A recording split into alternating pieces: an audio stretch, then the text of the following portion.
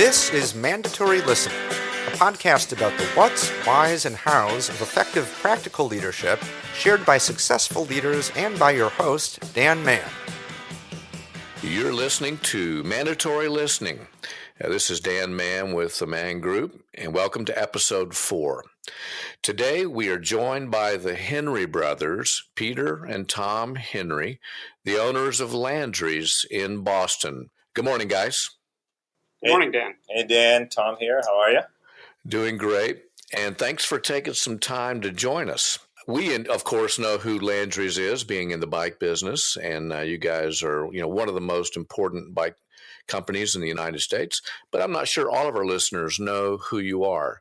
Why don't you guys give us a background? Tell us about Landry's, who you are, and then we'll get into our topic for today.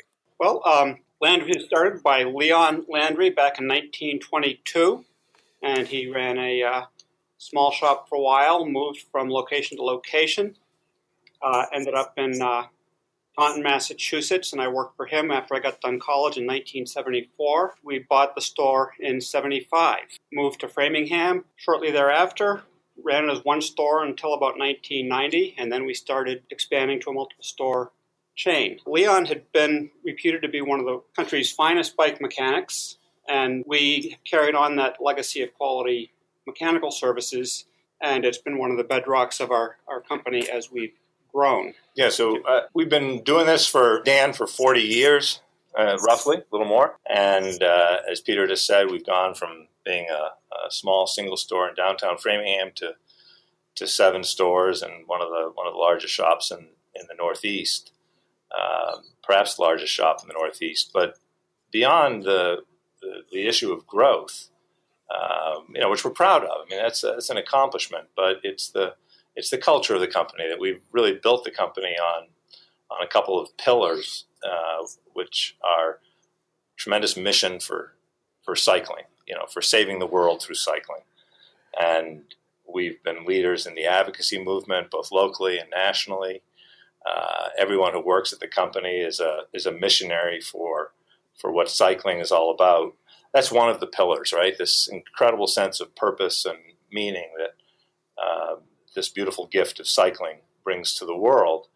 And the other is the kind of culture that we have internally, that we're really a place animated by a lot of love for each other, a lot of collaborative work, the sense that everybody in the company is important, has gifts that we call forth and bring into a complementary relationship to other people. And so that highly collaborative team culture is something that brings a lot of joy, and we feel that our customers partly are drawn to that joyfulness that's in our culture. And then the third pillar, of course, is profitability, which is an ongoing struggle, often an area of vulnerability for us, because it's a very, very tough industry. But without the profitability, all the dreams run on the rocks, right? It just doesn't work. It takes money and power to sustain a big dream and a big purpose. So those are really the pillars of the company, and we're in the middle. Just to bring you to the present, starting 10 years ago, we started working on the succession, because another piece of this is if you don't have a succession plan, then you don't have a future. That's right. And that's what brings us to our call. I also want to point out 2 things. I mean, I may not be the greatest math expert, but it sounds like you're approaching 100 years in business in 2022. Congratulations. And recently, I was privileged to give you guys the Bike Retailer of the Year award. That was 16, 15? Was that 15 or 16? That was 16, I think. I think it's 2015. Maybe it was 15. Yeah. I don't. The number one bike shop in the country. So we're talking here at the Mann Group about succession planning for all companies, the different approaches that companies are taking. And ESOP is one of those options we mentioned. And in a recent article, I may or may not have besmirched the idea of the ESOP model and whether or not it was a great option for businesses. And of course, you guys immediately challenged me on that. So let's start right there. Make a defense for the ESOP model and why it's good, a good model for succession. I didn't know. Did you challenge Dan on that, Peter? Did you? I was actually in Italy on the Amalfi Coast, sipping a glass of wine with my wife when I heard your podcast, and I didn't respond to any business issues for 2 weeks except one thing, Dan, because you had suggested something like what came across was that most ESOPs fail, that it's really challenging, that managing by committee it was seeping around the edges, this kind of fear. And I immediately wrote back to you and said, it's really the opposite. And there are, a number of things that we should clarify about it. Well, I felt it was only fair to give you the full forum to make the case. And I'm not an expert. You guys are. So let's hear about the ESOP model. And I'm looking forward to learning and getting more for our audience. Well, should we talk about first how we got to the ESOP? Because we never intended to get to. We knew nothing about it when we set forth to find it. Yeah. That sounds good. A little bit about how we started about 10 years ago with a very involved process, starting with the three owners, which was Peter, Gene, and me. Basically, just talking about what was the legacy we wanted to leave. I mean, that's where it all begins. Is what do you want to do? What do you want to leave? What do you want to be part of in the future? I mean, and we did a lot of work on that, and then we brought in a smaller group of people in the company on a confidential basis, our most trusted core staff, and did more work over several years, even had a national conference, confidential national conference. And it was only in the course of that work that we even discovered the structure of the ESOP as a possibility.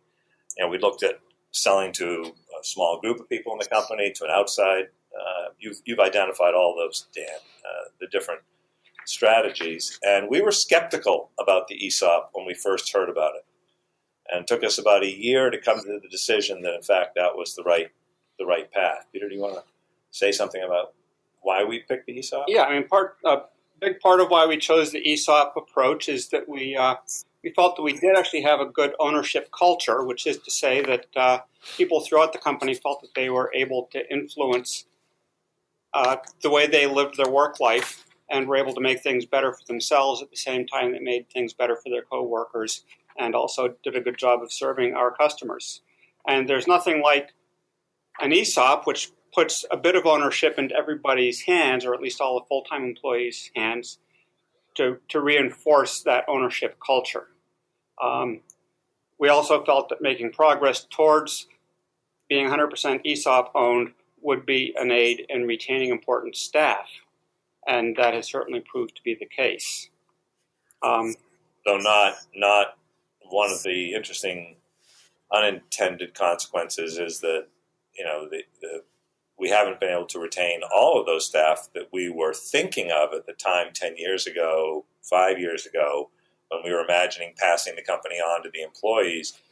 A significant number of those people who were kind of like the children, the children of the company, so to speak, the next generation, have left. So that's a kind of a sadness. You don't really know who's going to be inheriting this company. That's a different issue. But one of the things I would identify, Peter, was that we fairly quickly identified a really key concept that I think made us more comfortable with the ESOP, and it was to take a model of succession which has three branches to it, or three spheres, and that is there's an ownership succession, there's a management succession, and there's a governance succession.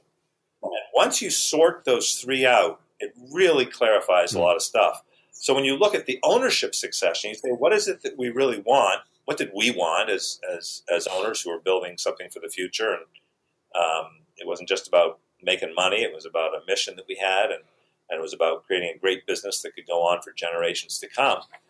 that was important to us to think that way. And in the ownership, we said we want owners who will keep their money in the game for the long haul, right? It was having that long-term view. We didn't want owners that had the quarterly view. Give us the quarterly profits. We want return on investment this quarter, the sort of publicly traded world. And we wanted a long-term view, which is essentially what Peter and I have always been doing, and Gene, is we were ready to really risk everything for a long-range goal. So that's the ownership succession. The management succession, I don't think we need to elaborate on that. It's all the things that that you consult on. It's a great team of managers who are going to run the company, and in that there's certain bedrock principles, like you've got to have the people with the right capabilities that the company needs, and that's how you assign people to roles. It's not because so and so is your favorite person or they've done a great job in the past. It's who has the gifts that are needed by the company. And those are the people that need to be in the management position. If you don't do that, it doesn't matter how much you like somebody, you're not going to have a successful company. So management's a very different thing. The management is still a hierarchy. There has to be a chain of command of some kind. You can be as collaborative as you want. There still needs to be a chain of command. So by no means, once you realize this, does an ESOP become management by committee. The management is actually very similar to what it was before we were an ESOP. And then you have governance, which has to do with a board of directors or trustees or governors who hold the entire company in trust, who are the ultimate power in an organization, right? The board of directors has as close to absolute power as you can ever have, but it's a totally different kind of power than management power. And that's the key thing. It's a round table where every director gets one vote. It's not a hierarchy. And that's the difference between board power and management power. And it's a beautiful difference, right? It's often described as a kind of a round table sitting on top of a pyramid. And I'm not saying most boards, you might be scratching your head, Dan, and saying, boy, that's not the way most boards I know operate. And you'd be right. And I think this is another interesting question, is how not only do we build better organizations in the world, but how do you build better boards? But that's the governance. And when you separate those things out, a lot of the questions people have about ESOPs become more clear. And you stop the language of, oh, man, this is going to be like management by committee. Oh, you got all these owners. How are you going to make decisions? Because the ESOP, the employee owners, don't actually make the big decisions except to sell the company or not to sell the company. The day-to-day stuff is still done with a very tightly structured and well-structured management team. Yeah. So, Peter, I know you're on the NBDA, National Bike Dealers Association board, and perhaps you have some perspective. I don't think there are a lot of bike retailers pursuing the ESOP model. Don't know of maybe one other. Why is it a good choice? Why would a retailer consider this model as their succession strategy? Well, it is not for everyone, and there are probably only a couple dozen bike shops that are big enough for it to work. In the world of bike shops, we're pretty big. In the world of ESOP companies, we're pretty tiny. There are significant expenses and complexity involved. I mean, an ESOP is many things. One of the things that an ESOP is its retirement plan, governed by many of the same laws as a 401k. So if your shop has a 401k, you know how much compliance work there is around that, and all of those same things apply to an ESOP. In addition, you have to get a valuation done every year, and that costs upwards of $5,000 every year. Not to mention a good deal of time supplying information to the valuator. So that's a pretty big expense. Now, I will say that working with an ESOP valuator is a very educational experience. I mean, many of us might have talked to valuators who kind of like talk about how to fluff up the value of your business for sale and how to present it well. An ESOP valuator has to be impartial. So he's weighing equally how would a buyer value it. And if you have let's say you have a $2 million bike shop and you've got $600,000 in inventory, he's going to tell you that, well, your inventory is worth more than your business and that you're really not a business that has any value. So getting such a valuation would be a great experience for anybody, 5 or 10 years before they're thinking about trying to sell their business, because it would give them a lot of insight into what you have to do to make a business that a buyer will actually pay you more than what you have invested in the business. Yeah, I was going to add, Peter, that even as much as you have invested in the business. That the ESOPs range on the low end, the very lowest end when you go to the National ESOP Association conference, probably around 10 million is the very smallest. Just to give people some perspective, Dan, on what do we mean? All the way up to billion-dollar companies. There are billion-dollar ESOPs, so very sophisticated, large companies with really strong management culture are also ESOPs. And the administrative costs, even the educational benefits that Peter's talking about when you have valuations, extraordinary education for our management team to be going through the valuation. They're becoming much more sophisticated. They're having to do the thinking that publicly traded companies have to do through this valuation process. That's what Peter's describing. And smaller companies, the sub $10 million company, is unlikely to have sort of the bandwidth for that kind of work. It may not even be all that useful for them at that range. But if you're growing 10 million and up, if you're somewhere between 10 million and a billion, there's not many of them in the bike industry, then that education can be enormously beneficial. But it is costly. And I'm guessing that there are relatively few bike shops in America for whom this would be a good fit, even though I think for us it was the perfect fit. I'm going to frame up this next question very specifically. I'm going to ask you in a few moments about the challenges that you face. So let's don't get into that yet. And we've just begun talking about what goes on legally and in terms of the back of the house planning. Talk about the transition as it relates to the staff, the company itself, the employees in the ESOP. What have they experienced, and what's that transition been like for them and for you to create this ESOP? That's a great question, by the way. I mean, initially, there was a mix of reactions from, I have no idea what this means, perhaps suspicion about it, to, I can't believe the gift that this is. And it was, I would say, across the board. And in some sense, I think that's still true. That for some people, it's the reason they're here. For some people, we created it, 7 years ago? About 7?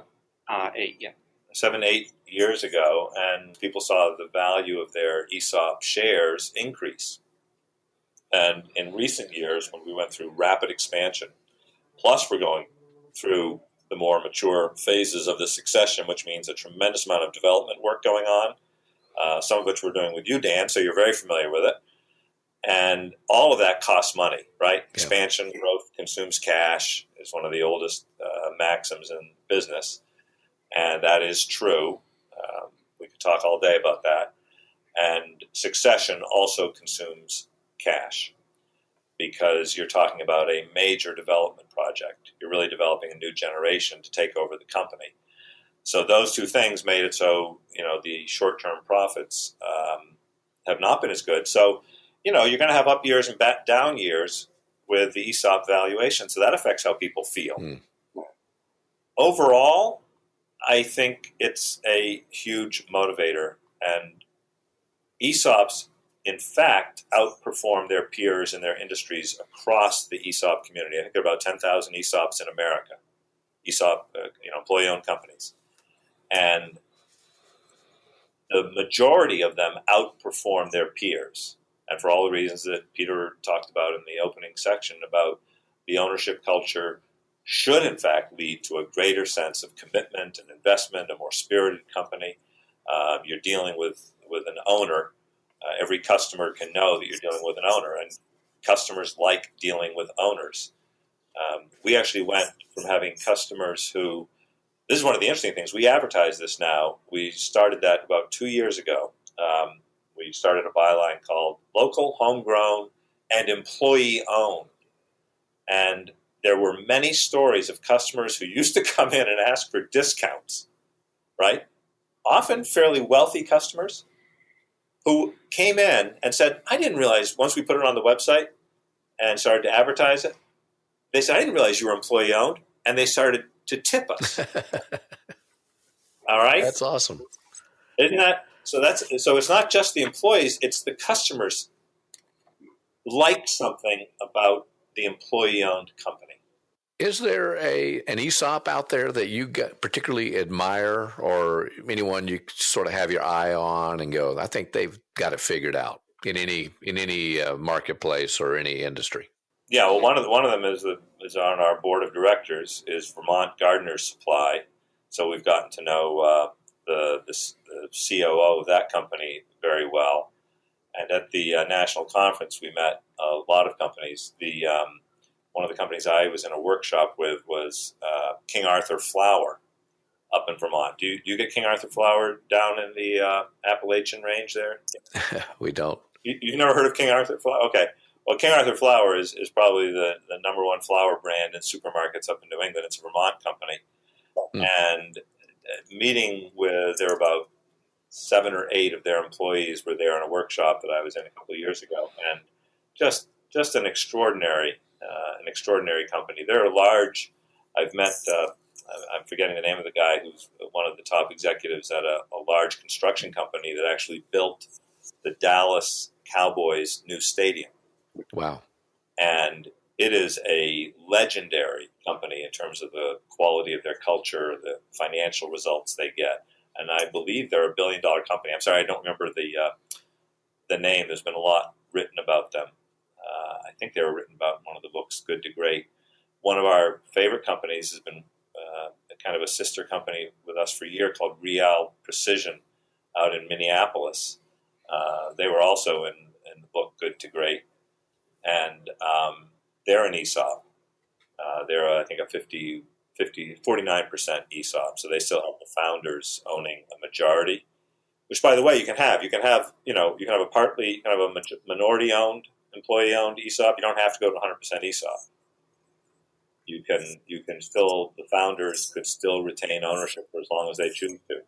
Peter, did you have any addition to the companies that you admire in this space? Well, again, I don't recall the name of the company. They're not in this area, but they're a trucking company.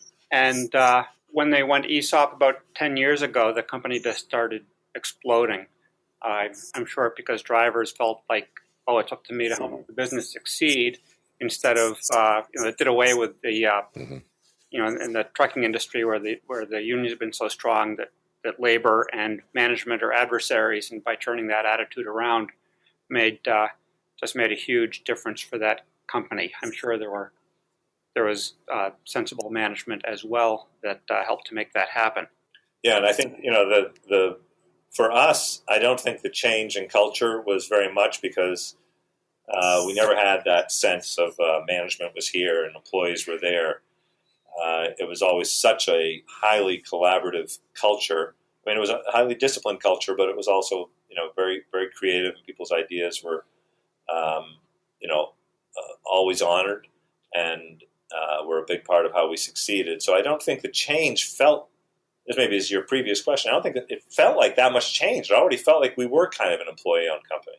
And we had, by the way, tried experiments in this back in the 80s and 90s. Actually, in the early 90s, we tried experiments with maybe sharing the company and offering shares to others in the company. So we were always interested in this idea. Kind of one of the parts of Marx that I would say I am a Marxist is the idea that we own the means of our production. I've been called a communist a few times, but I am not a communist, I assure you. Communism is a false god for sure. I'm a believer in free markets and free thinking and free market capitalism, but with a moral purpose, which is what Adam Smith actually intended. He was a moral theologian, so that's not what we're talking about. But I do believe in Marx's idea that employees should have an ownership stake in the means of their own work, right? That idea seems to me to be good and true and beautiful, even within the system of free market capitalism, so to speak. And you guys are blazing a trail here on that. You mentioned earlier that some years are up, some years are not as upbeat. What are the challenges that you've faced? I mean, where's it gotten tough, and how have you managed your way through some of those things? I think one of the hardest things is as owner leaders of the company, where there's just a small number of owners, we did a lot of things for the business that we didn't understand that we were doing. We didn't even know that realized that we were doing anything. And you sort of have to figure out what are those things so that you can teach them and start giving other people the opportunity to do them. And it's one of the challenges of the ESOP model compared to just selling it to somebody. If you just sell it to somebody, they get to worry about all that. Yeah, well, that's it. You don't have to. Yeah, I think I would have said exactly the same thing, that the biggest challenge, as Peter said, if you sell it, you kind of take your money and run, right? And you're not having to have a commitment to that development work Peter's describing, which is the biggest challenge. It's actually a management challenge. It's not actually the ownership challenge, except that by passing the ownership on and you're having to work out the financing for that over a period of time, you're having to stay involved in building it. If you sold the company, the new owner would have that challenge, right? They'd have to figure out how to, and they'd be highly motivated. So you would have a very highly motivated owner that would have to figure it out, and it would be 100% clear that they're the new, sheriff in town, right? In our case, there's perhaps a slight conceit in the idea of an ESOP, which is the conceit that somehow what you've done, and Peter was talking about all the things that we didn't even know we were doing, but that we were doing, and how do you teach those things, right? This notion that some other generation can pick those things up. They sort of can and they can't. I mean, that's the big challenge, which is one of the reasons that we aren't just developing our new staff internally, because we have a sense of the shadow side of that sort of conceit that you can pass on, what Peter and I were able to do together. New people will have their own way, and they have to do it their own way, right? I mean, it's what's that Khalil Gibran thing about, your children are not your children. They're part of a new generation, and you can try to be like them, but you cannot make them just like you. Kind of. I don't know. Do you know that one? And I'm mangling it. Heard it, yes. But the concept is powerful. So we have brought in a number of outside consultants, including you, Dan, because we feel the outside in. You remember us talking about this? We have to do outside in education as well as inside out. Why? Because you can't lean just on this notion that we're going to teach all the things that we did. A new generation needs to do their own thinking. Yes, we need to be there, but more like elders, more like supporting, and we have to be very careful. We're probably doing a middling job of that. To be really honest, it's hard. And anyone who thinks it's not hard because you've been doing it a long time, it can be infuriating to watch mistakes happen or things that you think are mistakes. Maybe they're not. Maybe that's just their own way of thinking. But you have to be pretty mature to go through this and not screw it up, because you're still working with passing on the culture. I would think this to be true, Dan, honestly, with a family business. I think it is. I think this is similar to a family business, just that our family isn't blood relatives, but they're spiritual relatives, right? They're work relatives. But most family successions, Peter and I went to a conference years ago in which they said, let's start by saying most family business succession stories are tragedies and nightmares. Okay, remember that? They just say that, yes. I would also point out that as difficult as it is to actually empower, train, develop, enable management at pretty senior levels, very senior levels in your company to develop while you're still running the company will greatly enhance the value of your business, whether you're going the ESOP route or otherwise. I mean, if you have a $400,000 shop, yeah, you can sell it to a hobbyist who doesn't know what he's doing, and he has enough money to pay you for it, and you can just forget it, and away you go. But if it's a bigger business that somebody's evaluating as a financial decision, if you just say, oh, the business runs itself, if he's got any sense, he's going to realize not so. This person doesn't know. This person is ground zero at having management in place that can run the company for me. So so somebody who's got business skills is going to say, this is not a business I want to buy because I'm going to have to start from ground zero at developing management for it. Whereas if you actually have a management team in place that actually is doing the important work in managing the company, then you have a whole host of buyers available.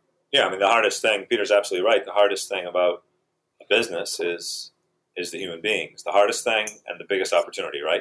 I mean, the biggest value proposition is the quality of your culture, let's call it, right? Your culture, your people, your management culture. All of that takes decades to build. And Rome wasn't built in a day, and Landry's was not built in a day. It was built one day at a time, one brick at a time, and one person at a time. And when you think about people, think about the human will, the human heart, the human spirit. You build one heart, spirit, commitment, muscle, memory, etc., at a time. And that we always joke about this, that the value of our business walks out the door every night.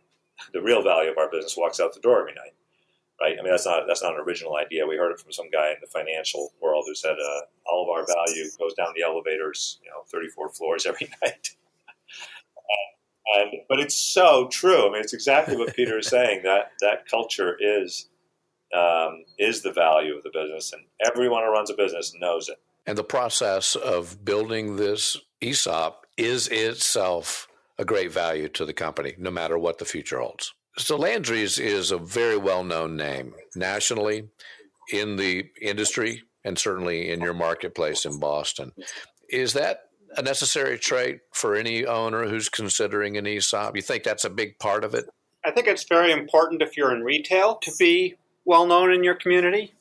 But to be an ESOP in general, no, it's not at all important. If you don't make a consumer product, it's not important that anybody's ever heard of you. Yeah, that's the only question is, would you even be at a size where it would be viable to consider something like this if you didn't have a brand in the market? And I mean, Landry's has a brand in the regions we're in, but even if you go, that still probably means that 90% of the people in Eastern Massachusetts have no idea what Landry's is. I don't know. It's more about whether you've really built that trust with enough customers that you're of a scale, of a size that the ESOP could even possibly make sense. Guys, what's the advantage to the two of you as owners to this ESOP? I mean, what's in it for you? Yeah, I'm very clear about what it was. It was living my entire life with a long-term view. And Dan, you've heard me joke about this, but my background's in theology and theater. And those are both spheres of activity where you ask really deep and impossible questions that have no obvious answer, but that are some of the most interesting questions in the world. What is the meaning of life? We even contemplate things like the infinite, which is an impossible thing to contemplate. But it brings us into the presence of what is most deep in our life, what is most important, what is most meaningful, which even Maslow, in his hierarchy of human needs, talks about meaning as the very highest need, that we all search to know that we mean something, we belong, we were here, we were seen, we mattered, right? That kind of thing. And this is what I've also joked is a bit of a conceit, but long live great conceits. I mean, that'd be my view.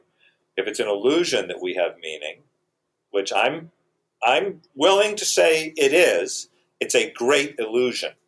And who would we be without those illusions? So it's like, if love is an illusion, I will go down fighting for love. If meaning and purpose is an illusion, whether you think of that as having something to do with an ultimate power in the world, or whether you just think of that as in an existential sense of the human condition, and we're trying to make meaning. That's what's at stake for me. I mean, maybe that's a kind of high-flown view of this whole thing, but from the beginning, we thought of this company differently than just something that was short-term for our own needs. We thought of ourselves as stewards of an organization that was about something more than us.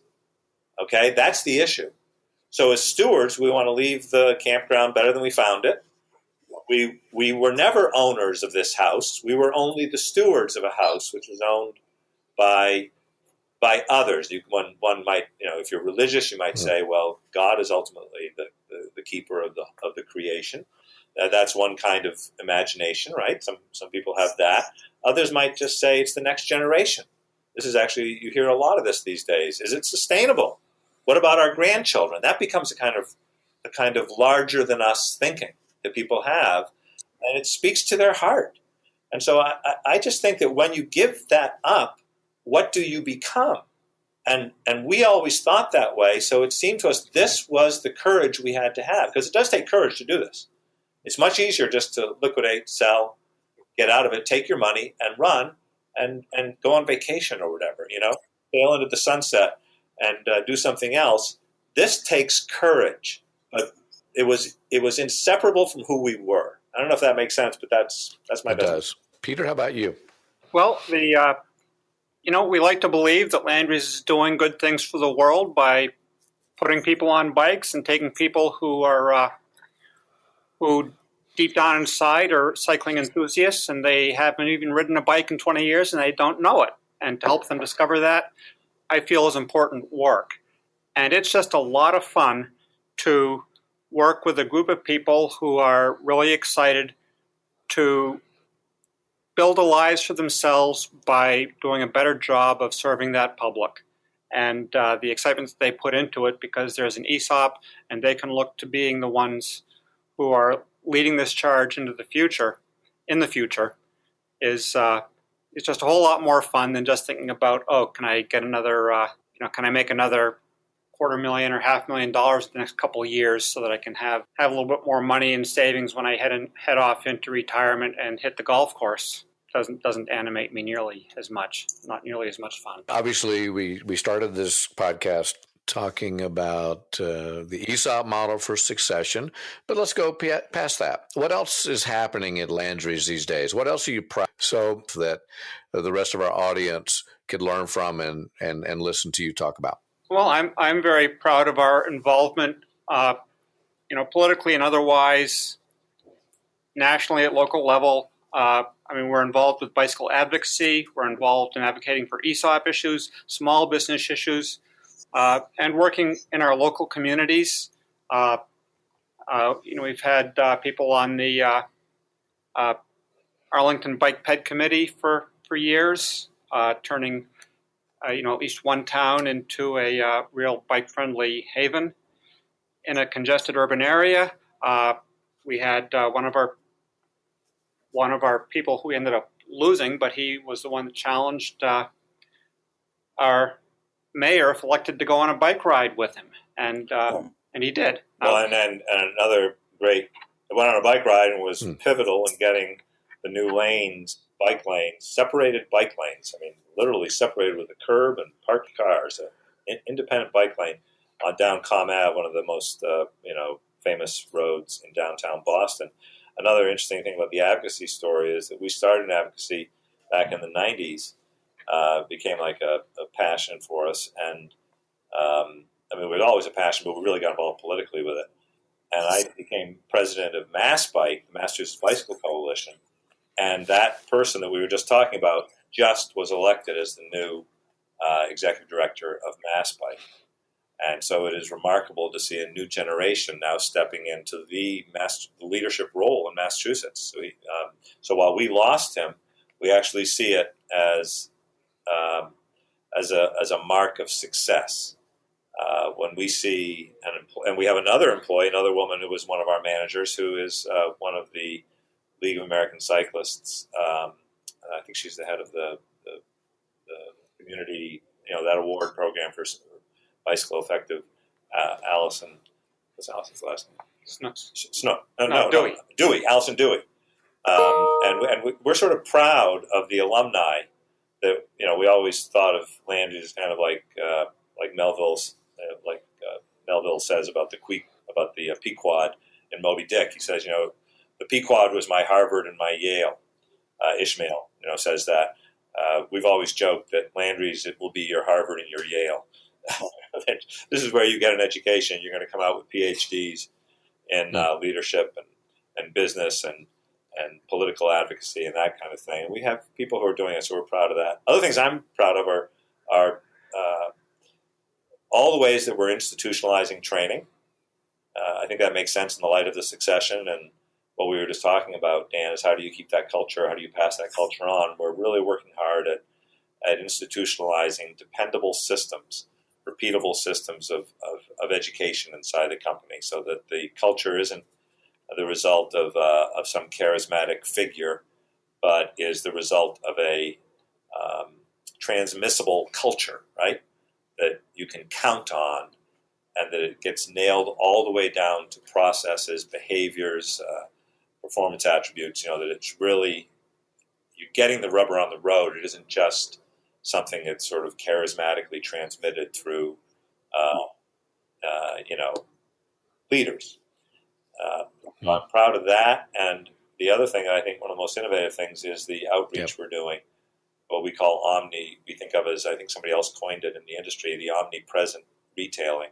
That we're going to be wherever our customers are, because our customers are everywhere, both virtual, at work, and in retail. That we think of our retail now as everywhere. So we have a big program on getting out into the workplaces. The workplaces are paying for it, so this is a sustainable business model. And we have staff that are going out and running education programs or repair clinics in the workplace. And the businesses are paying to have us come in and teach about the power of cycling and how they can become better equipped, better educated to live the lifestyle of a bike commuter. That's basically what the businesses are interested in for all kinds of reasons, for health, for transportation, happiness in the culture. They're realizing that it's a powerful lifestyle, right? And we're really out on the front edge of that, I think, right now. And I'm feeling really proud about that. Well, congratulations. It must be very satisfying to, near the end of your career, establish a succession plan, see it come to fruition so successfully. We really appreciate you guys' time with us today, and those who have been listening have gotten a world-class education on the ESOP model and learned a lot about Landry's. Tom and Peter, thank you so much for your time. Appreciate you joining us. Thank you, Dan. Appreciate talking about this. It's a big topic. Thank you, Dan. Our pleasure, guys, and look forward to seeing and hearing from the rest of you listeners in our next mandatory listening. Thank you very much.